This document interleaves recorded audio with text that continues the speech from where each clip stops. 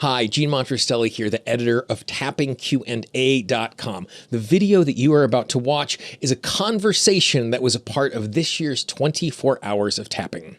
The 24 Hours of Tapping is a fundraiser for the amazing work that is done by the Peaceful Heart Network. The Peaceful Heart Network has brought tapping to migrants, refugees, prisoners, and the underprivileged in over 30 countries all over the world. As you watch this video, if you learned something, if you were touched by it, if you were inspired by it, the easiest way to say thank you is to support the work of the Peaceful Heart Network. To do that, all you need to do is go to 24hoursoftapping.com/support. And as you look in the description and the first comment down below, you will see a direct link to that. I hope you enjoy this conversation. What I'm going to do is I'm going to bring back my friend, Dr. Peta Stapleton. And what she is going to do is she is going to introduce our next guest. She's going to have an awesome conversation with him. I'm going to get a chance to hang out here in the background, eat these blueberries that have been waiting for me so I can have some dinner here at midnight on the East Coast. So without further ado, Peta, the stage is yours. Go ahead and introduce Craig, and it is all yours. Thank you so much, Gene. And just a bigger thanks, a wider thanks for actually giving me the privilege of being part of this event and co-hosting just the next couple of hours, just give Gene a chance to talk to those blueberries. So it is my absolute pleasure to introduce our next guest. So our next guest is Craig Weiner. Dr. Craig Weiner is a dear friend, but is also the director of the EFT Tapping Training Institute. He also has the continuing education program Tapping Out of Trauma, which I have personally done myself, so it is a fabulous online training. He is a master trainer of trainers for EFT International, a certified trainer of Matrix Reimprinting, and a Meta Health trainer and practitioner.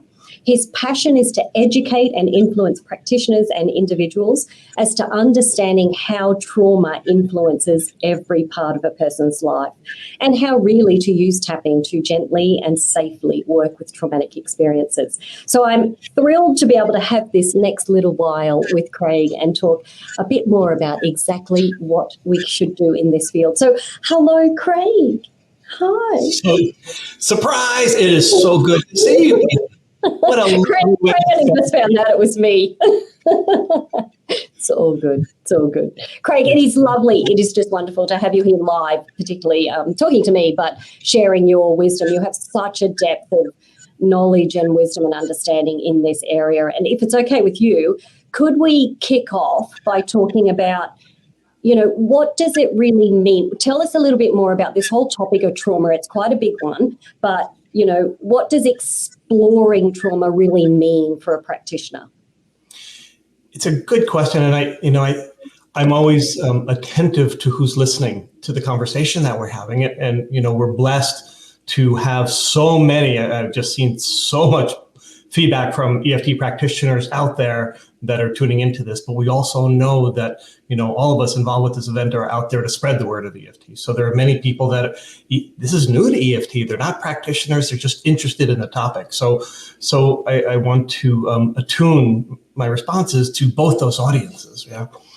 And so when we talk about trauma, you can look up a Wikipedia definition. You can look up, from a mental health definition, but what's really interesting about trauma is I think that many people look at trauma as the circumstances that we describe that's traumatic, which makes total sense, right? I mean, when we think about physically traumatic things and accidents and natural disasters and bad things happening to us, and we think about so many of those things and fires and natural disasters, and now we're with climate change and just a million things that people would categorize as traumatic. But what's really interesting, I think, is that those things happen, those circumstances happen to varying degrees to many people. And, the Peaceful Heart Network, for example, is working with intense trauma in different parts of the world. Surviving is a huge challenge in many places in the world. And so, I feel very blessed and very privileged from the outset that when I'm dealing with trauma, I'm not living in that. Trauma to me is our body's response to the circumstances, right? Because two different people can have the same thing happen and have very different results in their life. So to me, trauma implies that there has been something bad that's happened, something that's been threatening potentially our well-being and our survival that's happened.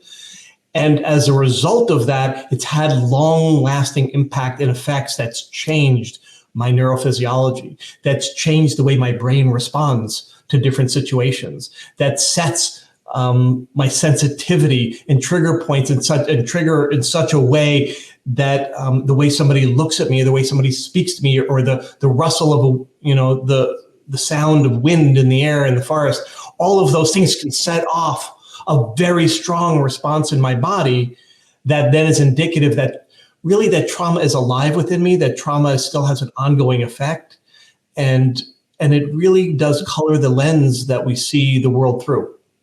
Yeah. Right. So on one hand, we could say trauma is in some ways defined by the things that happen, and there are certain qualities that happen when we experience that, but it really is the ongoing and long-lasting effects of our internal response to life as a result.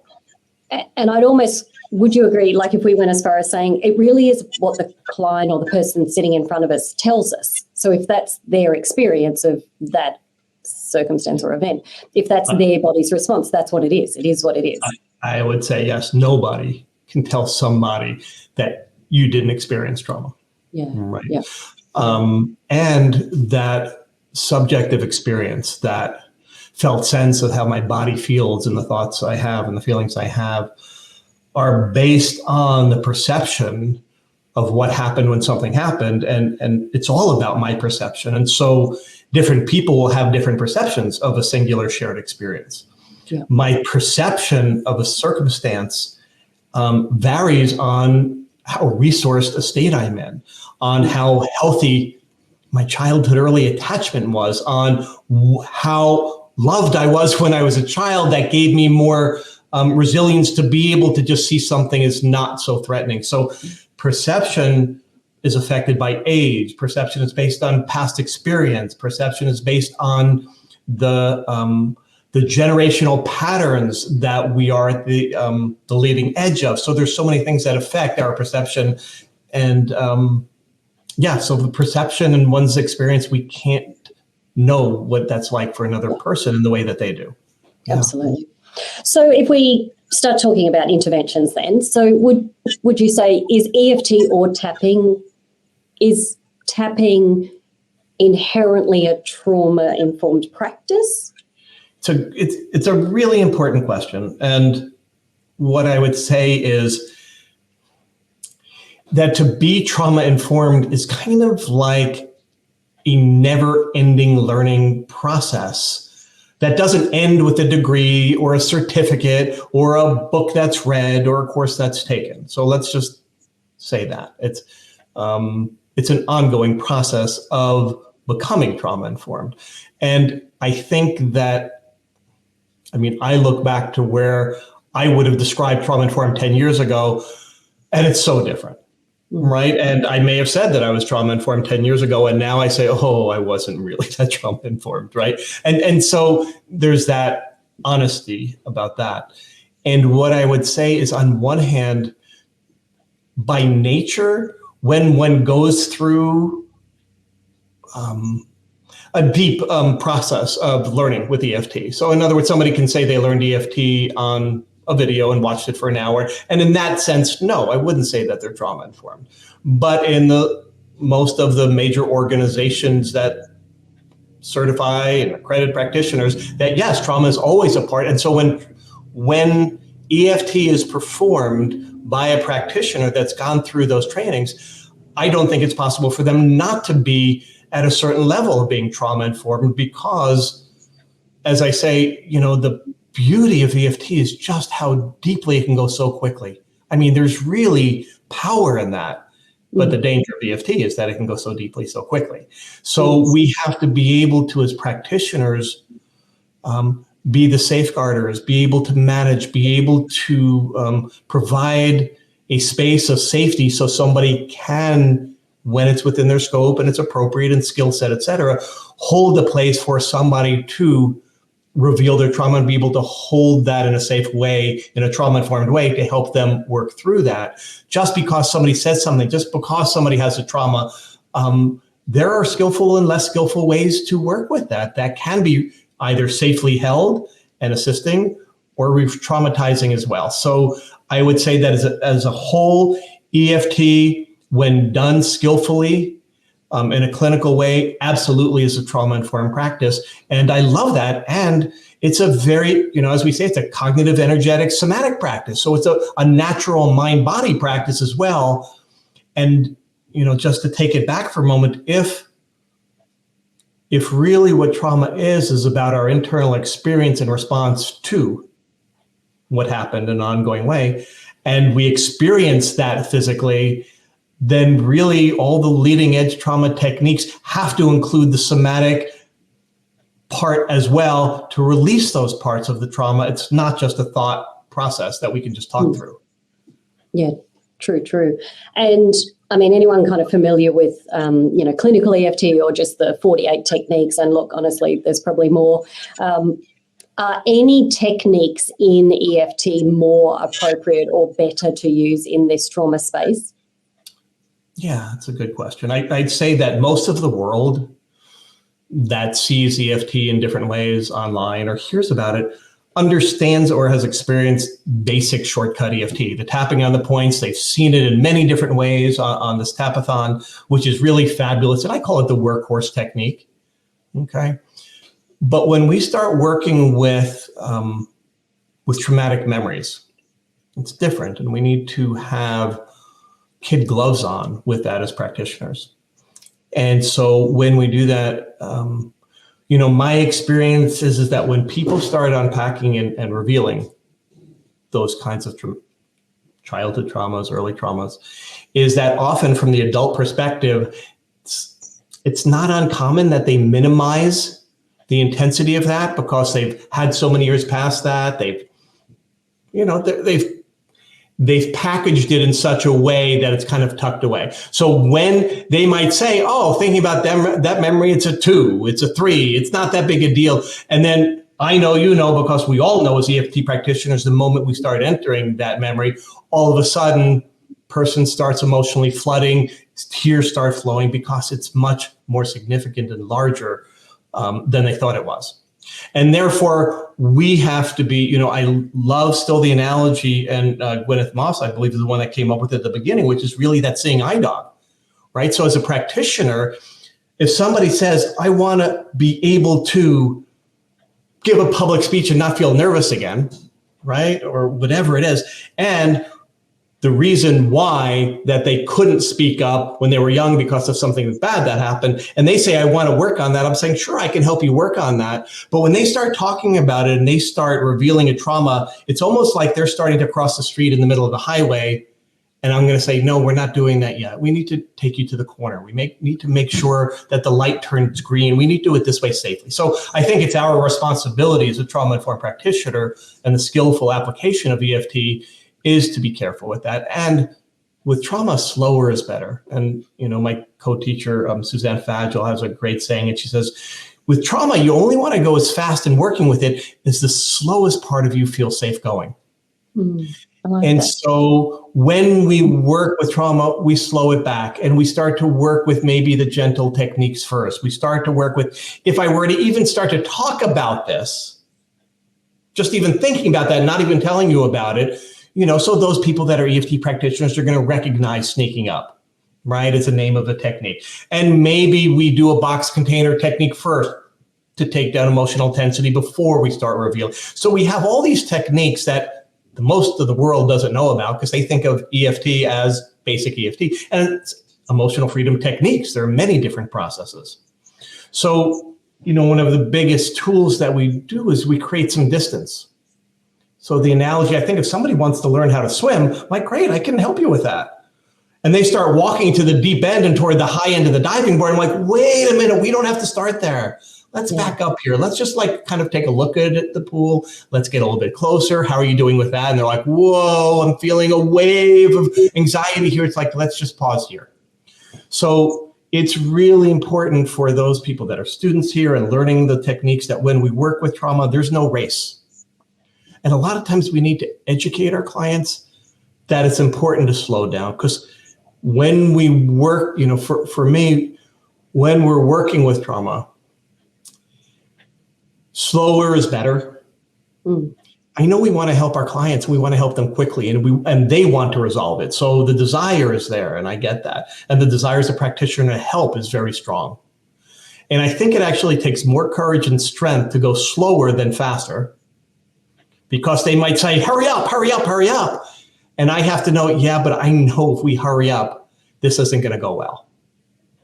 So I know it's individual, and of course it is, and it depends on the amount of work that somebody's done. But this is part of our job, I think, as a practitioner, as an EFT practitioner, is to have that, to gain that experience and skill about when to slow things down, about when to not rush, about when to create more distance and approach slower, when not to try to hit a home run in a first session. I mean, all of these things are part of trauma-informed practices as well as more, but that's a start. Yeah. And I think it's a really timely reminder because, the research does show, particularly for post-traumatic stress disorder, EFT achieves these outcomes, same as gold standards, but in 6 to 10 sessions, But what you're saying, just because it can work quickly doesn't mean that's what we should do. And it's almost like the more experience and the more trauma-informed and the more we learn, the more we realize, and I think you just said it then, it takes real strength to go slowly and not push this thing fast, just because you could. Right. And we know that tapping works, which leads me to, if I can ask a clinical question, which I know is not on your list, but what about when the client comes in and they've done a bit of research, they definitely want tapping, you don't even have to sell them on that, and they come in and they go, I've got this thing that happened to me. So when I was 5, I had, a period of time, and they tell you the biggest T trauma you've ever heard. And they're like, and I'm ready now, and it's session 1. Right. Yeah, this is a really tough question, and I've certainly had this experience. And this is where the most important thing always is safety and rapport, which then is challenged by your clinical knowing that I hear how much they want to, and I hear their commitment to do it. I do. And I don't want to say I know better, but I know to be cautious, and I know that slower is safer. So I'm going to have to really be able to come up with a way to explain why we're not going to go there today. Yep. And that takes skill and muscle to be able to say, I absolutely hear what you're saying, and I am committed to assisting you through this. I really am. But I don't know how your body is going to respond to the EFT yet, and neither do you. I mean, unless they've had that experience. Even if they've had EFT before, I don't know how the style of EFT and the relationship between you and I are going to work. So I'm committed to helping you get from here to here effectively so that we can really try to resolve this. And what I know from all of my experience, and I so hear your desire to get through this, is I want to know, let's start off with this today, if it's okay. How do you know that this is still a problem for you in your life? I know this thing happened when you were 5, and I hear how bad it is. But sometimes bad things happen to people when they're young, and it doesn't have relevance to their adult life. They move through it. Maybe that's true. No, it's not true for me. Oh, really? It's not? No, I know it's still How is it affecting you? Well, I know, for example, that I can't in a relationship, and I can't be vulnerable, and I can't. Great. Let's start off and see how you respond with that first. And then we can work towards that. And that way you feel safe with me. I feel safe knowing that we can do that. So, but there is an artistry to do that comes with, I think often it comes for practitioners from when you haven't done that. Yeah. I think probably the deepest learnings I've ever had is when I've screwed up. The deepest learnings I've had is when I did say, okay, let's do that. And then part of the way in, I was like, why did I do that? Why didn't I listen to my gut feeling? Why I let them convince me? What was it about me that felt like I had to please or do whatever? So that challenge, and I see that, and I know you do with our mentees that we're training to be practitioners, that we can tell them that, but it's not till, I remember very clearly, I was working with a client with permission years ago. And it had to do with sexual trauma. And they'd done some EFT before, and they just wanted to clear that out. It was significant. and wanted to do it on the first session. And it took about 10, 15 minutes of educating why not. And I said, and finally it's like, fine. And I'm like, so just give me a way that it shows up. And it's like, fine. So this guy didn't call me back last week and it pissed me off and it made me upset. We did a whole session on that, and there were tears and there was incredible emotional intensity on a phone call that didn't get responded to. Mm-hmm. And there was a part of me on the inside going, thank God I listened to my gut on that, because if there's that large a response to that small trigger recently. And so then and they agreed and saw that, and we were able to work back to what we ended up working towards and doing amazing work. But it really was coming from times that I didn't listen to that and times that I just dove in because the client wanted to. And this, after all, EFT is client-centered work. Let's not negate that. But client work done safely, client safety, client-led in a trauma-informed way, practitioner facilitated and practitioner guided and client centered. And there's a balance between that. It's a dance, isn't it? Yeah, absolutely. You said something in there that I want to ask you a little bit more in case anyone listening has the same thought. You said, you might say to the client, I don't know yet how your body will respond to tapping. Can you tell us a little bit more about different responses and why you think that might happen? I don't think this gets talked about a lot. Okay. By saying that, I was also trying to find a bridge to beyond that. I know I'm going to be fine. So from a very cognitive response is I'm ready. I know I'm ready. And so from that response, if I say, well, no, you're not, well, we've just broken rapport and that's not going to go well. So somehow, whether I speak to their subconscious, whether I speak to their body, it's something that may feel less under their conscious control. And so that's kind of my way in there. But it's also an important question as well, because a person's physical response to tapping can be as varied as every individual. But anybody that's worked with trauma knows that it can look many different ways when it's showing up in the present moment, when I'm revisiting and reconnecting to a traumatic memory.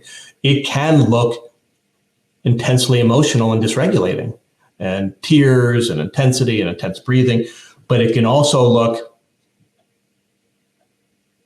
frozen. It can also look numb. It can also be dissociated. It can also, so that disconnection from the body as well. And I have seen where people think that it's going to be easier and think that they're going to be okay. And then all of a sudden they're like, I'm just not feeling anything right now. And that's not a conscious response because, I don't want to go deeply into like a polyvagal theory and all of that, but you and I know what we're talking about when we talk about it. I mean, we can a little bit. But in other words, let's just go a little bit. But in other words, especially when we're young and our nervous system is being created and wired and designed and configured, especially when trauma happens and disrupts that process. The way that our software gets configured, the way that we get wired tend to have us respond accordingly. And for some people, that goes into that dorsal vagal shutdown disconnection response. And it's not a conscious choice. And so I'm like feeling the pulse of each person kind of energetically and emotionally and physically for how do we do with this? We're playing tennis and we're kind of underhand and we're doing this. It's like, oh, they did great. They're fine at that. Then we get a little bit more and with the pace gets a little bit faster. And it's like, wow, they're handling that great. And then we go, and all of a sudden things start breaking down here. So it's like, I'm so glad that we didn't go all the way down to the baseline. And the same thing with exercise. I don't start with people do 30 sets of, you start off with, let's see how you do with this. Great. Let's proceed to the next step. And to me, that incremental work so that I can be watching a person's body response, their ability to have clarity, their emotional response. I think those things come with skill but really with practice and experience too. And as a practitioner, we have to have the bandwidth to be able to be monitored. We don't have to, but I think the more skillful we are, the more we monitor those different bandwidths that are happening. Some are tuning in more energetically, and some more watching the physical response, et cetera. But I think that it's really part of our responsibility is a lot more than the tapping statements to be trauma informed. And it's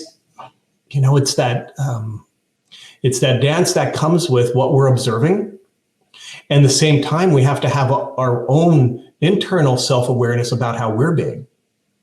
And, from a polyvagally informed perspective as well, how's the tone of my voice doing? Especially somebody else's maybe rising.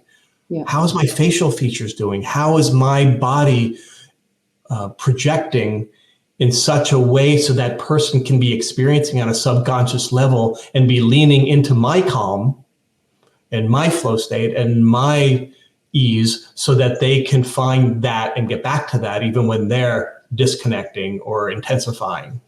Yeah. So all of these things are happening simultaneously.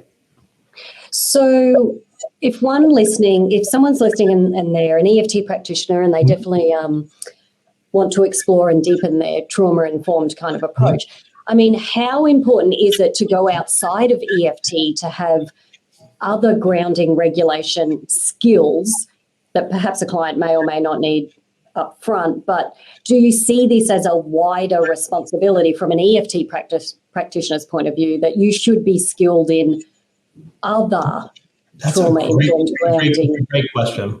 Actually, it's funny because I actually brought a friend of mine, Dr. Gibson, Modern Trauma Toolkit just came out. I have that book on the bookshelf over here. Yeah. So a plug to Christine, because she's done a beautiful job, including EFT, but also from a much broader perspective. Yep.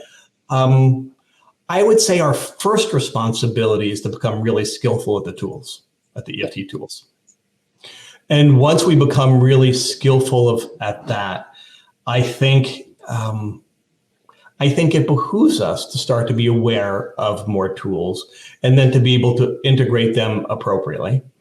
I think we need, when we develop more tools, EFT is not going to work for everybody. I mean, maybe some people disagree with me on that, but I don't think EFT works all the time on everybody, for everything. And yet it's worth trying on everything, but I don't think it works all the way on everything. And so finding other tools that we can teach clients, self-resourcing tools, for one person, meditative practices is an amazing grounding. For somebody else, it's re-traumatizing. It just is terrible. For somebody else. So I think that on one hand, I always like with clients, we talk a lot about resourcing. I think first to assist a client, and I always, when I do a discovery session with every new client, I always make sure and go over what are their personal resources first. What are the things that really ground them, make them feel calm and whole? And it might be, their pet, their kitten that sits on their lap. It might be their favorite blanket from their grandma. It might be their chair where they sit outside in their garden at a particular spot. So I think one thing, besides just teaching new, it's helpful to help remind and recultivate clients' own resources and empowering them with what they already own or have found, et cetera. So I think that's really important. It's also something that we can be assigning between sessions for our clients, especially when we're working with the traumatic stuff and it's like digging up and bringing things to the surface and feeling a lot, and overwhelm is more easy, that finding self-soothing techniques and havening techniques and self-holding techniques. I mean, what all kinds of things that we can do that they can do in between to support themselves while a lot is coming up for them emotionally. Now, I will say, I think it is our responsibility as an EFT practitioner to be attempting to teach every one of our students safe ways to self-regulate using EFT that doesn't overwhelm. And can you give us an example? It's a really important distinction between, in some places in the world, they would say EFT therapy. Here in the United States, I wouldn't use that term. But the difference between self-regulation tapping and historical memory, trauma work, et cetera, clinical work are two different things. Yeah. And so when I'm working or teaching people to work with trauma with their clients, one of the things is just simple silent tapping. Some people have a favorite tapping point. Some people like to do all the points. Some just find one. Some find it soothing, not by tapping, but by rubbing. So there are lots of ways to just have, and especially as we know, people that are out in public and they don't feel comfortable tapping on their face, and just being able to tap on their finger points or on the side of hand point, or the gamut point, etc. So that's a really important one to teach people to do. So I'll often begin in a first session just having my clients go there first, and developing the habit, right? So we want, my goal with every client is that beyond our working together, is them being able to self-soothe with tapping or self-regulate when things get triggered, et cetera. Yeah. I don't recommend people, when we're doing deep trauma work, is people tapping on their traumatic events. I don't ever recommend that. And I'm not going to say there are going to be people out there that are listening, and I know there are, that said, I did my own personal work on my own traumas and I did great. Yeah. And I would be the first one not to deny that. And I get it. Do I think that's a safe strategy? I don't. I think that for people that are working with trauma, they should be working with a skilled trauma-informed practitioner to hold the life raft still while they're splashing around, so that they can come back in, to hold that ability to co-regulate and to be able to create safety for a client. So when I'm working with clients and we are working on trauma, I'm not having them work on that and tap on that between sessions. I'm having them do a lot more resourcing, a lot more just when they have a wave of nausea, when they have a wave of upset, is just tapping to be able to regulate and have something consistent that wires in almost as soon as they start tapping. Cortisol levels start dropping, neurophysiological changes start happening because they've done it so often. And it's almost as if they're anticipating that response because they've done it so frequently. And that's the habit. Anyone listening, 5 minutes a day, everyone. Habit forming. Hey, opinion and thoughts, anyone working in the field, on eyes open, eyes closed during this type of tapping? I love this question. What's your opinion, Craig? I have a strong opinion about it. I would like to hear it. It's probably the same as mine. Yeah. So I have many kinesthetic clients. When we're working on whatever, they're procrastinating, they're failing at business or their relationship, whatever it is, and we're working on something current, and I ask them, do you feel that in their body? And they just like, I think it's right here. And they close their eyes. I'm not going to say, please open your eyes. Okay. They have that kinesthetic quality. There's no dysregulation happening.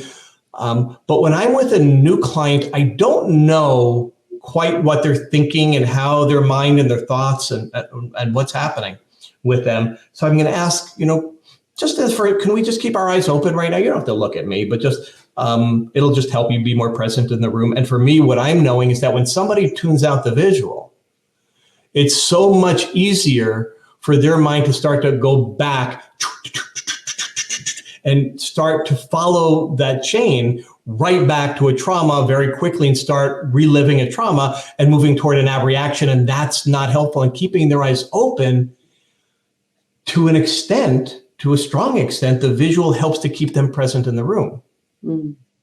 So whenever I'm with a new client, whenever I don't know their processing style yet, whenever we're working around issues that feel overwhelming and we're looking at the possibility of them time traveling backwards in time, I'm going to have them open their eyes. And if they start moving into an intense flooding, an intense reaction where they're reliving, then we're going to do some orienting tapping, having them tap on the points and starting to, okay, I get calm, my voice gets slower, and I ask them to look at something pleasant. If they have a window outside, can you just look at that? Can you just feel your feet touching the ground?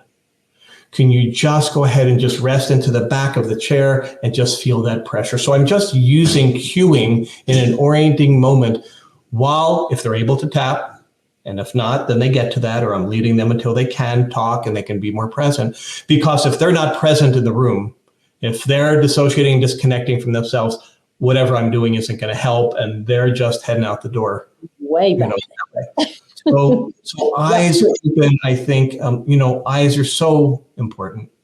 And they're a direct link to the brain in such a quick way that using the eyes to keep open, and I'm also being very cognizant, I don't need them looking at me. I don't need them looking eye to eye. That can be very distracting and dysregulating, especially cultural perspectives and other things. So it's not that I need them looking at me. And in fact, you were talking about body cues that we were watching before. And one of them is that somebody is very present with me. They're looking at me. And now all of a sudden we're starting to talk about an issue. And it is now starting to look like this and this. We know that we're getting hotter and hotter. And it doesn't mean I need to stop. It means that I need to be on higher alert for, okay, things are warming up here. I may slow it down. I may just get more curious here. And so that to me is one of those signs that they're moving in that direction of moving towards dysregulation that I now want to judge and work with effectively. Brilliant. And $1 million, and it's my last question, Craig, and we're coming to an end. It goes fast. How important is it to do your own personal work in working in a trauma-informed space with EFT? I think it's the number one rule. I think it's the most important thing. How would you know you need to do it? Okay. So, I mean, that's a fair question. I have like a first level response, but I want to just pause. I think our personal work is never done, one. So there's always ongoing work. And I also believe that things that are unhealed in ourselves show up in our clients. And so the mirrors of our clients will bring out those things that are unhealed within us. So we should expect that going in. That should be like part of the contract. I'm going to be an EFT practitioner, and I know clients are going to show up and reflect to me the problems in my life that I haven't resolved. So that should be part of the agreement that we all sign. Mm-hmm. And we notice it. On one hand, we can notice it by somebody's getting upset and we get upset. Okay, we start to feel highly emotional. And that doesn't, this is interesting because I believe we can absolutely be compassionate, empathetic beings and practitioners. But we also have to be careful about adding our own emotions into a session that can complicate a session, that could start to bring on clients feeling like they need to take care of us or feeling like their things are so big that even we're upset by it. So it adds inappropriately to a therapeutic session, in my opinion. But I also think that it shows up, you know how like when you work with phobias, we think we're working with a spider phobia, and we think, okay, where did I have a spider trauma? And that's why I have that. And sometimes they're exactly like that and they're fine. But then there's not those times. And it's like, I don't know why I have this. I never had a bad thing with a spider. And the way that shows up sneakily for me with regard to doing our own work is when the clients start showing up where they're pissing us off. When the clients start showing up, it's like, oh my God, I'm so glad I'm done with that session. When does it, right? So it shows up as totally reasonable. Right? We could go tell somebody like, oh my God, I got crazy today. I can't tell you the details, but I'm just like, oh. I think that as we become more skilled, that it shows up more like that. Not like they reminded me of a trauma that I haven't worked on. Yeah. But there's another piece there. And I was just working fairly recently with somebody, and I don't want to say it. I want to say that it showed up like person had a tremendous amount of distaste for another person, like inordinate. And then the question was like, is it the person or is it something, or is that a reflection that's useful for me to go, why such a strong response? Right. And so as we look at that, and as I look to myself too, when a client shows up as a problem, when a client shows up as my opinion is disrespectful of my time or any of those things, I can take an appropriate action. I can take corrective actions, et cetera. But if it really creates an emotional triggered response in me, there's something for me to look at with that. Yeah. And so if something highly affects us in a session, we need to write it down and go do work on it, whether it be a practitioner to help find it or ourselves to do that work, because there's also the level that's not conscious that the client feels that. Right? That whole co-regulation aspect, the whole that neuroception part, that as Dr. Porges talks about, somebody's detecting there's a reason that they're not feeling safe right now. And it's not because of anything I did or said, but they're tuning into my discomfort with this topic, with what they're sharing. And so people feel us. And so when we are able to be neutral, when we are able to be in a ventral vagal state, when we're able to be in that calm, we know what it's like to be around people like that. And it creates that feeling of safety. Yeah. That's that critical part for all of us. So the number one thing is always start with me, because it's always about me anyway. So I may as well start with me. I think that's Mark Wallen's book, isn't it? Starts with me. It's always me. I may as well just face it. Not like blame, but like no. If I look through that lens, how can that lens be useful? Yeah, absolutely. Yeah. And everyone listening, if you do your own work, your clients change anyway. So bonus. Craig, we are literally coming up to time. So it has been just a joy connecting with you live like this in this capacity. But I'm going to listen back myself just to write down some of that gold that you shared today. There was some really good gems in there, that different ways of thinking about things and just being more aware and mindful and open to this as a lifelong process, continuing to become trauma informed and absolutely being present and the best versions of ourselves for our clients. So thank you so much, Craig. We are going to flick back in a moment to Jean, and we will see you again soon. Thanks, Craig. Alrighty, I am going to hand back to Jean. If you found this interview inspiring, I would encourage you to support the Peaceful Heart Network by going to 24hoursoftapping.com/support or clicking the link in the description. And you will see on the screen right now a playlist to all of the interviews from this year's and last year's 24 Hours of Tapping. I hope you enjoyed those as well.